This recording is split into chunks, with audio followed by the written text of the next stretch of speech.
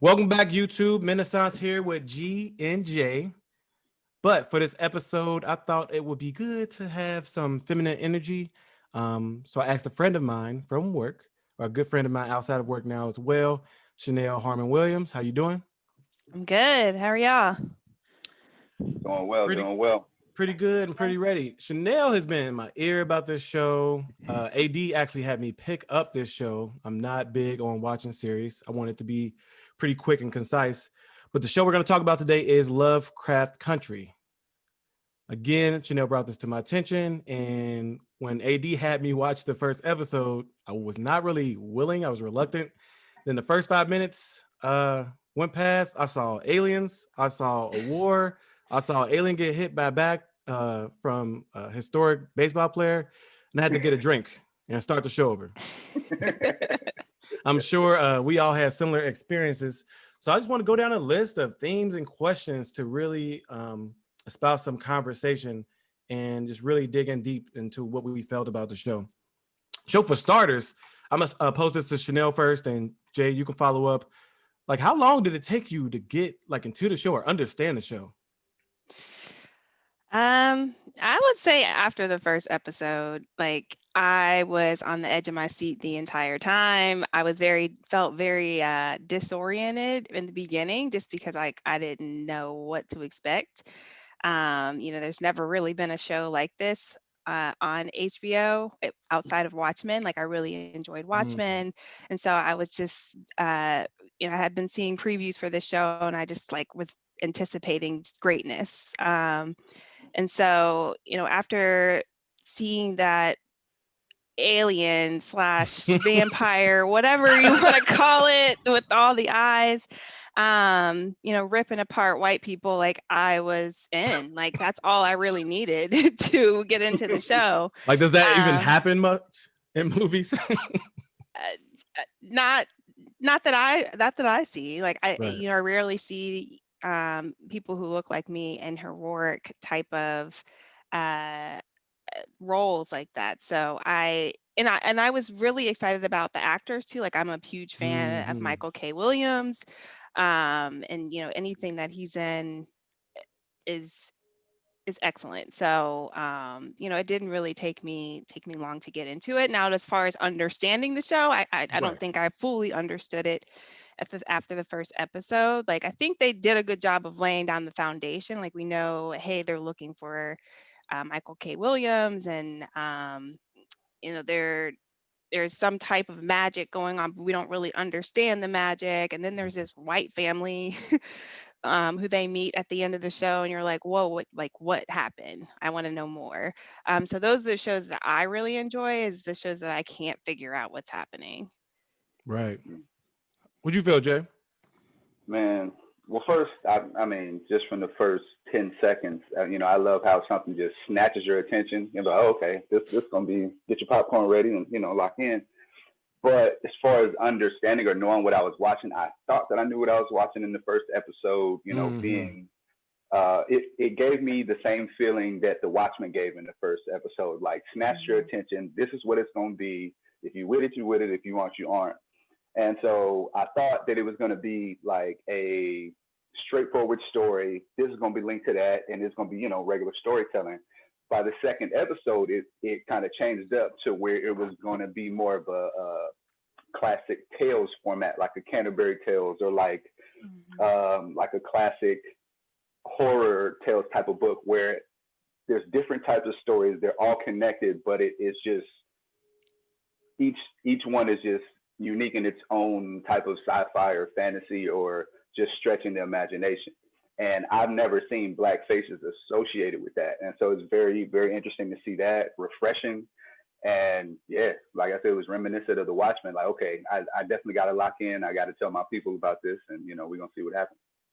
That's actually a good segue into the next question. Like, what type of themes, theatrical themes, literary themes did you like pick up on in this series? Like you said, Jay, it seemed to change almost every episode. So it took me a long time to really figure out where this was going. So Jay, I'll start with you. Like, you could just really continue what you were saying, but what type of themes did you really pick up on in the series? Um, just leaning into different types of symbolism and different types of genres, really.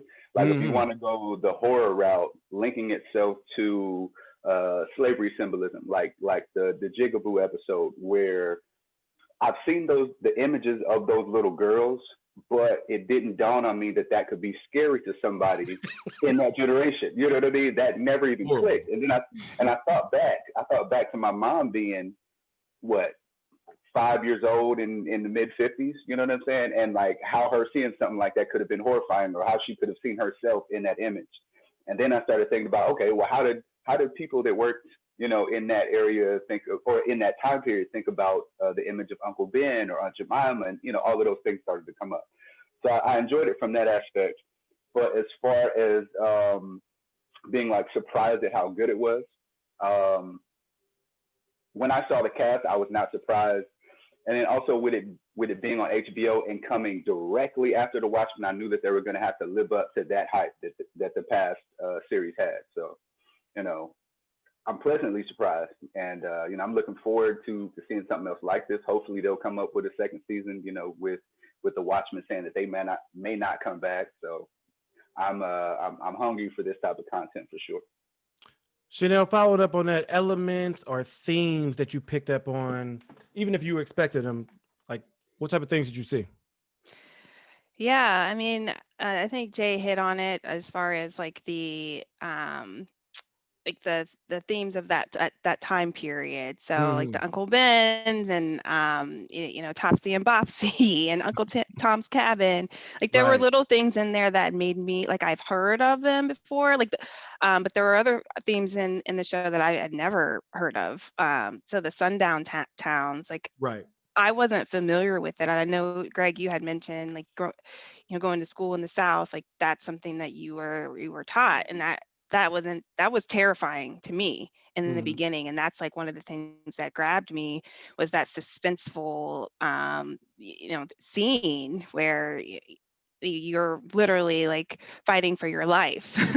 And so, you know, I think on top of that, there was a lot of other themes within our community. Like there's the daddy issues and the abuse with Montrose and Atticus. There was a theme of being queer and Black with Montrose. Like Montrose was one of my favorite characters.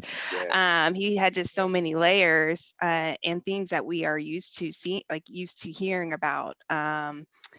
You know, there's also a theme, I think, of like motherhood as well. You know, with what's Hippolyta, and her trying to, you know, her kind of leaving Dee, but she always knew she was going to come back, but she wanted to go find herself. Like she had been a mother for so long, she lost her husband, and she's like, I'm about to name myself whatever I want and just be out here. And, you know, so there's that women's empowerment theme as well. But at the same time, there's a sexism theme with Christina. And, you know, her biggest motivation is like, I'm about to show these men that I can be immortal.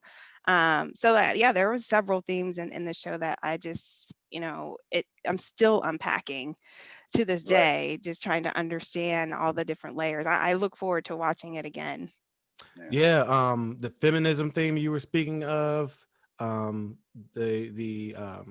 family structure and all those things, I picked up on those. And another interesting point, we were me and Chanelle were talking about this at work, and one of our white colleagues, we asked, you know, that colleague who we asked to, or Chanelle asked to watch the show, how does she do? How is the show? She couldn't get past the first episode because she had never heard of sundown towns, and she thought about the trauma that people had to deal with, and that trauma hitting her all at once was too much for her to continue. So it was a very layered, a very densely layered show, which leads me into one of more of the obvious themes of magic. But with magic comes folklore and comes mythology. Like there are names, there are other references and scenes, or a structure of an actual scene that may lend to, you know, some historical mythology. But did you, like Jay or Chanelle, starting with you, did you catch on any mythological themes, even, you know, magical themes that we heard about growing up? So interesting story. Like Hmm. when I was trying to get my dad to watch the show too. Right. So there was a day I was over at his house one afternoon and I was like, hey, have you watched the show? And he's like, no, I haven't. I was like, okay, well, there's a new episode on tonight. Let's try to watch it and let me know what you think. And so it was the episode, I can't remember what number it was, but when they were down underneath the basement of that old house, Oh. and they found that woman who was like half woman, half man. I can't remember what her name was, but there was a reference to Guyana in that episode. I don't know if you remember that, but my dad's from Guyana, and so like Hmm. that's what sparked his interest. He's like, oh, like they're referencing Guyana, and my dad is always telling me stories from back home, just like mythical type stories of certain characters. Like there's lots of like witchcraft and Hmm. deeply rooted like stories that you think that they're just like fantasy, but they're like things that he's experienced. I won't get into the details, that's for another show, but that's what really hit home for me. Like, oh wow, like I have someone in my life who has experienced some type of mystical or magical being or entity. So yeah, that obviously there's all the other themes of voodoo and things like that, but that was what really hit home for me, was that It they Guyana's were reference. they're really good at humanizing us during these experiences that were, you know, abnormal, and we don't see that a Mhm. lot. Did you pick up on some of those mythological themes too, Jay? Yeah, absolutely. I mean, I tried to go, well, I tried to stay simple with it, just so I could kind of get bits and pieces of how deep it was going to get, Right. and it got deep real fast. So I started just with the names, and I wanted to try to stay unbiased with how I looked at the names. So I looked at Hippolyta because I remember hearing it before. Mm. So I'm gonna go for a historical side, and then I'm gonna go just entertainment side. Well, actually, no, entertainment first, since that'll familiarize it. I'm not sure if you remember this, but Hippolyta is the name of Wonder Woman's mother in the Wonder Woman movies. Okay. So her now going back to the classical side, her Greek reference. She's the daughter of Ares and Otrera, and I think she is the queen of the Amazons, and so she kind of Okay. represents that type of power and uh, I guess unrelenting femininity in a natural way. You know what I'm saying? Hmm. So I always knew that her particular character was going to be something of an awakening type of thing, and it was going to be kind of like a cocoon thing. She was going to come out reborn or something like Mm. that. So that aside, then I went to Montrose, and I was like, there's something interesting about his name because I've been hearing it recently in other stories, and just from a basic breakdown, Mont, we know that is root for mount or mountain, rose, roses. So it literally translates to a mountain of roses. Well, So going in that particular direction, but in a military sense, it means one who switches allegiances. And so that speaks to his character, not even really his sexuality, but his personality. I mean, the from dichotomy. killing, right, the dichotomy from killing the what was that, the witch doctor lady, to switching back and wanting to help the family and going back in time and trying not to, you know what I mean? Mhm. Everything, so it was really really interesting just going that deep into their names, and I'm sure it gets much more in depth. I just wanted to stop there before it got too crazy. No, that's a good one. I'm Yeah. sure, a good author can really layer some stuff after, writing and reading so much. But the Mountain of Roses, the contrast and how sturdy and stoic and, just bland a mountain is, and how beautiful and short, like winded life is for a rose. That's a lot going on. But I think every And character very had. very colorful, Right. in a lot of ways. I think all the characters had like multiple like levels of growth in the show, which Mhm. is why a lot of people like to watch shows. I need to get more into shows because I didn't realize all this takes place. But something we touched on a little bit were the painful, historically accurate, details they incorporated, like the death of Emmett Till and making Emmett Till a friend of theirs to bring it closer to home. Um, Not a reimagination of Tulsa, like a more of a Mhm. realistic, step by step progression of how the hell something like that could even happen. Um, what are some of the things that really caught your eye about, these references, or were there other specific references that you noticed? The painful ones. And I'll start with you, Chanel, on that. Yeah, I think it a lot of the references went over my head the first time. Not, I'm going to admit that. Like, Yeah. I didn't even realize that Emmett Till was referenced earlier in the season than the episode where he was of his funeral.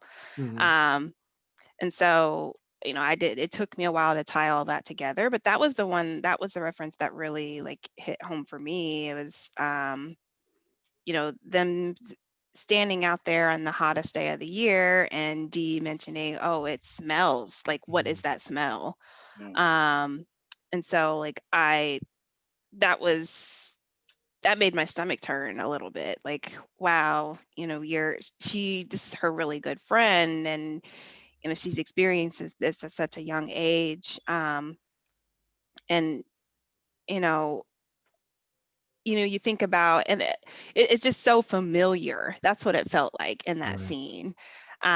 We nowadays it's a hashtag, and it's it's somebody that not be somebody that's close to you, but it's somebody who has a sister, who had a best friend, that they have to bury this person. And so, yeah, I thought that the show did a really good job of tying in, some of those historical references, like had mentioned the sundown towns. And you know I really enjoyed Ruby's story, and her relationship with Christina, and how like Christina called her out a couple times, like the Right. day that Emmett Till died, or like the day that of the funeral. Hmm. Christina, it's a very interesting scene. Like Yeah. Ruby's like, like I feel.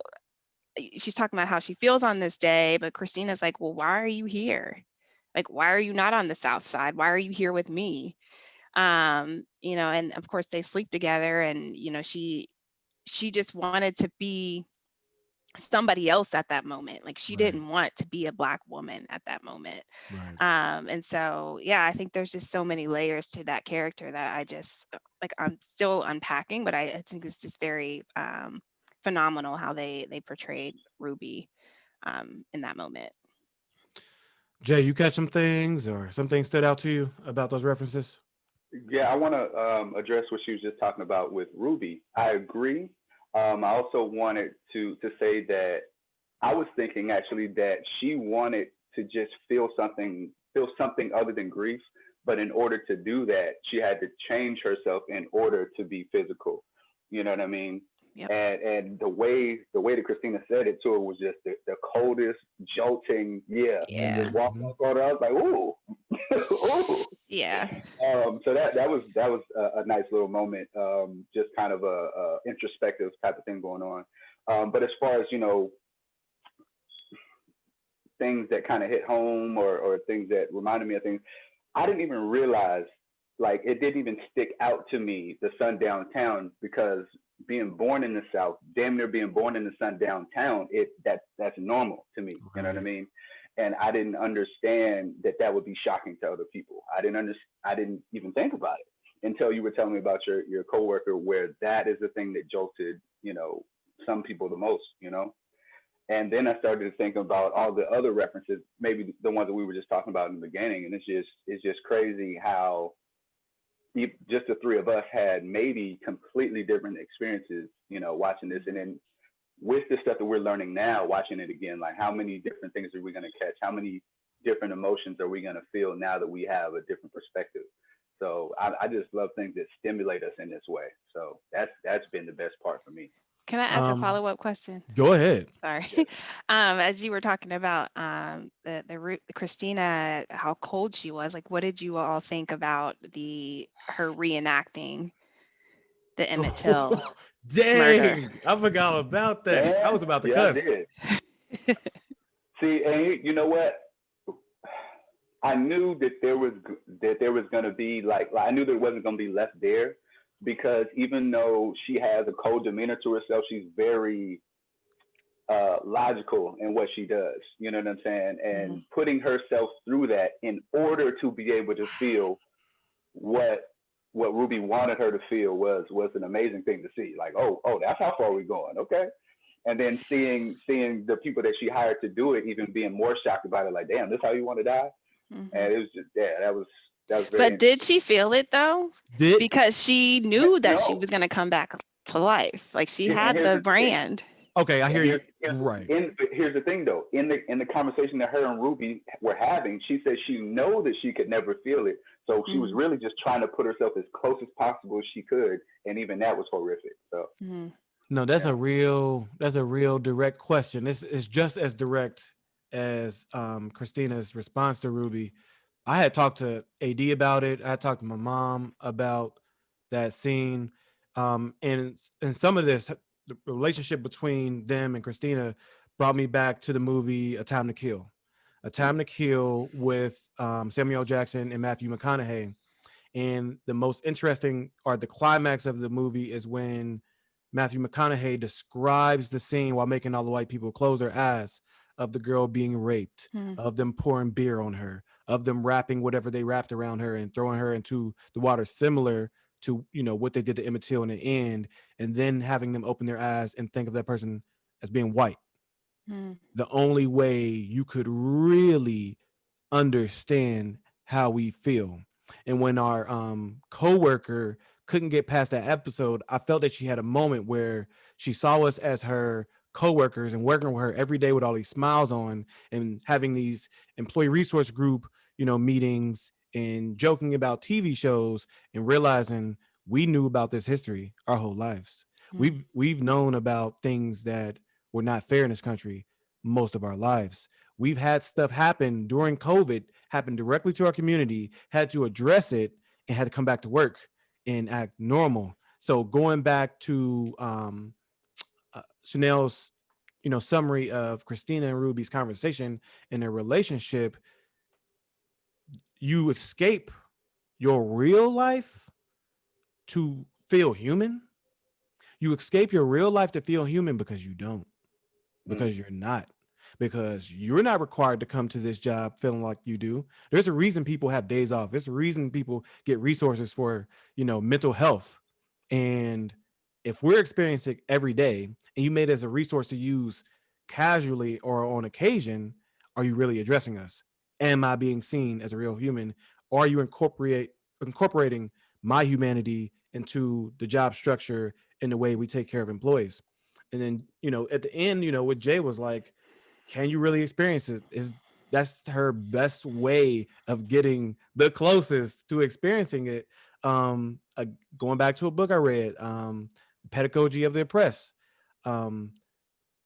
or if you reference the Bible, I don't remember the exact passage, but it's harder. It was something about, you know, it's harder for a rich person to give all their wealth away than it is to stick, you know, a needle through the eye of a camel, saying it is hard for the oppressor to understand what oppression is, or it's difficult.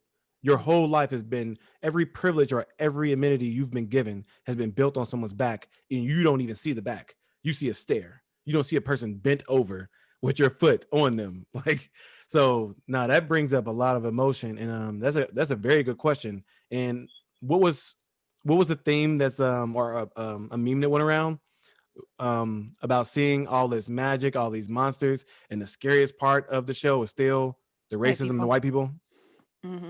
Yeah, I think it comes down to that. No, that's what you feel like in the end. And we obviously feel good about the show. We feel like it brought up a lot of things. It was layered, it was well directed, it was organized. The casting was phenomenal. Yeah. The layers of the characters, the flow of the show. You didn't feel like there was any fluff or filler. You felt like this was just following the design of a journey that takes you to, the means to the end. I mean, the ends to all the means. Speaking of which, What's everybody, my go ahead. main character's name, real quick? I forgot Atticus, his and what's his real name? Do you remember his real name? Jonathan, I think.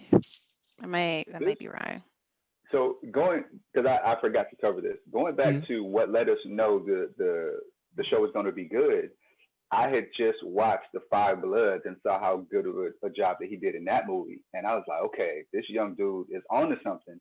And then to Mhm. see that he was, main cast, I was like, okay, this is going to be good, especially opposite Journey Smollett and it being a Hmm. well-rounded cast. That gave me, a lot more hope than I would have had for The show had me at Jordan Peele. Like, honestly, like when I saw that his name was involved with the creation of the show, I was like, I'm in. sure. Right. Like, That brings me to my next few questions. One, we really enjoyed it, but there were mixed responses within the community, the Black community, and by that I mean, responses on, we have social media, Facebook. Like, I saw the first episode, I didn't really get it. I don't know what, all the fuss is about, or themes that had nothing to do with what we felt the writer's intention was. So, Mm. with there being a difference in opinion about the show, large, array of differences, why do you think that came about, Jay? Why do you think that is? Honestly, the biggest factor I think is the difference in people's attention spans. Like somebody that's really detailed oriented is looking for all of those symbolisms or looking for those historical references, even in the music, and you know what I'm saying. And Mm-hmm. somebody who is who normally looks at their phone and watches TV, they're not gonna get this. They're gonna be missing too much content. They're gonna be missing most of it because this show is a buildup of its nuances. You know what I mean? So that's the biggest thing I get. Go ahead, Chanel. yeah, I agree. I mean, it goes to show you that not all Black people are the same. Like, we don't all like just because there's a bunch of Black people in the show and Right, it has history and it doesn't mean we all gonna like it. right. It takes we're all nerds, right? So like Right. we like movies, we like TV shows, you guys like boxing, like comic books, whatever. Like there's a certain that genre attracts a certain audience. But I will say, that we've been able to convert some people like Jamal. Let's Like convert there's them. certain yeah, like there's certain people who hate who like cannot watch movies or horror films. Right. And so, you find yourself convincing people like, hey, it's not really horror, like it's there's different themes, it's deeper than that. So yeah, I think it takes a certain, like to Jay's point, like if you look for those things. Like I am very when it comes to movies, like I'm very analytical and I'm always like very nitpicky and trying to Mm-hmm. figure out like, okay, what did they mean by this scene? Like why is this scene in here? Um and so yeah, I think it's very simple. Like you either you like that type of stuff or you don't. Or if you're trying to like convince someone why it's a good show. Um, You bring up a good point about people just liking different things. I guess we were the nerds in school. I'll just say that we were the nerds, yeah. and The cool nerds, it people works. people like different things. You can have Boys in the Hood come out. You can have Poetic Justice come out, which both stories, set, in the hoods of, California, but one is a more of a journey and it's analytical, look into this man as he self grooms and becomes, more of a man. And then you have the story of just, how the environment that we're placed in is affecting us with Boys in the Hood and how bad it is and how, deep down that rabbit hole someone may need to look if they want to fix the situation. So you can have two different movies be appealing to maybe one or all the, different aspects of, blackness. But do you think, again, this could be a niche? We liked it and everybody didn't like it. I mean, everyone did not like it. Do you think these types of productions with, sci-fi in them can they become, commercial, or can they have commercial success? Matrix was about a post-apocalyptic world where people are living in computers. Terminator, Lord of the Rings had a lot of mythology in it, and those had a lot of success. Do you think things like this would have success, not just in our community, but outside the community? Jay, you can start with that one. That I didn't think about it before, but it made me think about it just now with the passing of Chadwick Boseman. It made me go back into Black Panther and look at a lot of the mythology that was natural to that story. I think that coming out and a lot of other things that came out in this time period kind of prepared us for this kind of leap forward. And even like Chanelle was saying with Jordan Peele's work, that kind of baby stepping us in this direction of it being more of a normalcy. And I'm happy to see that, because looking at something as mythological or fantasy oriented like John Carter. I'm not sure if you guys remember that Disney movie, but it was a mythological book. And that's what reminded me of like Hippolyta's story. Everything was, different time periods, dinosaurs, this, that, and the third. And we never see ourselves in something so wide ranging and exciting. And it's really more than refreshing. It's like, where are we going to go from here if this is the direction that we're going? Seeing a Black Dr. Manhattan was amazing. Seeing Regina Hall in her amazing performance. So, it's just, I'm just kind of overwhelmed by all of this, but I'm enjoying it all. Go ahead, Chanel.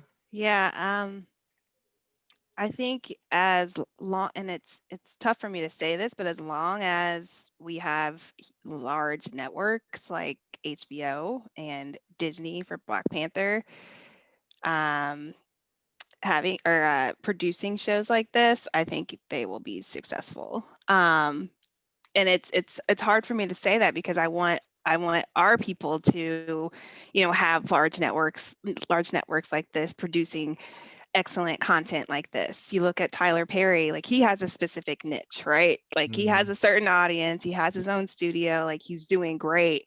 But I can't get into that, but I would like to see a Tyler Perry for sci-fi or historical type pieces like this. So, you see these large networks like HBO and Disney, and I'm trying to think of another one. Can't think of any other ones right now, but who are producing this content like that, and they're bringing on, talented producers like Jordan Peele and Misha Green and all of these big names. But I would love for us to put our stamp on creating our own, but we're just not there yet. But to answer your question, as far as if it could be commercial, I think it could. Like, yeah, like we're very critical of our own Right. so as long as we continue to support and have these types of conversations, I think it can be successful, but that only time will tell.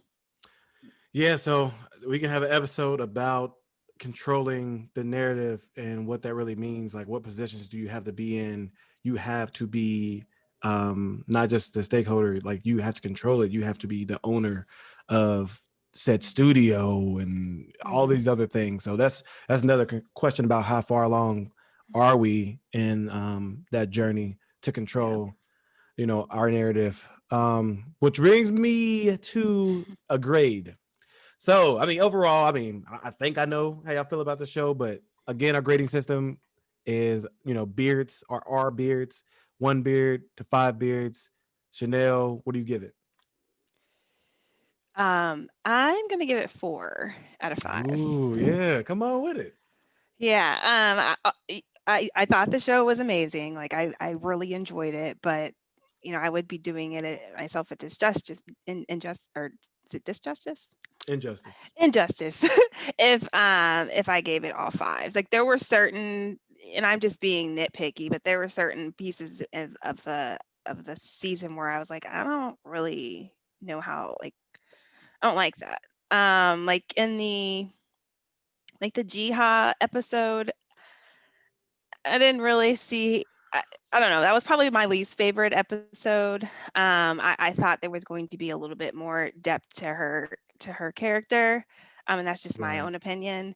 No, And then that's the I can't remember her character, but the woman that Montrose slit her throat, like they didn't yeah, tie that back was to quick. wait, I didn't really know how that fit. I could have done without that scene. I don't know if it's maybe tied into like his own internal battle of being, queer and in the 1950s. Mhm. So like there was just little things like that that I just like. I don't really know why this is in here. So that's why I gave it a 4 out of Fair, 5. fair, real fair. What's up, Yeah. Jay? So for the exact same reasoning she gave, I actually gave it a 4.5. But We got half a beer now? well, here's the thing, because I really wanted to give it 5, but in the same spirit of what she just said, I can't give it all the way 5, but it Yeah. deserves more 4 than a beards 4. and a goatee. All right, we'll give it that. We'll give it that, and some sideburns or something. I don't know. Yeah. Right. But for me, in looking at the structure of a show and having multi-seasonal aspirations, I guess I think some of those references are going to come back up, especially in the reference to the Native American, because I think they could really massage that story a little bit more. Also, kind of going into, well, I know they have to go into Hippolyta now. She has blue hair. Like, if you're gonna have any more seasons, it's gonna be some serious fantasy stuff involving her now. Gotta be. Especially with the passing of her husband, and that kind of adventurous aspect of that family is gonna be carried through her, unless she's gonna pass it to her daughter at some point. But yeah, I kind of see them trying to morph that into a second or third season, kind of like how little bitty pieces kind of kept together in like a show like The Wire or something. Something you saw in episode 2 in season 1, connects to something in season 3. Something like that. Yeah. I do not. I'll keep this short. I do not want this to go on. I enjoy this. I want another creator to make another space. I didn't read I didn't read the book, so I don't know how much of the actual content they covered. But I thought, like Watchmen, I thought this was nice, crisp, concise. Got to the point. Showed me everything I needed to know about their mythology and their world, their universe, so to say. So I'm good with it. But no, that was good. I think this went really well. I want to keep this format. We will be inviting other people. So if you were not a part of this one, they'll take offense to it. Thank you so much, Chanelle, for joining us. Yeah. Um, Thanks for I'll having bring me. you along for some more. And again, great job. Great job, guys. So this is Renaissance, G&J, and Chanelle. We're out. So make sure you like, comment, and subscribe, and share. We're out.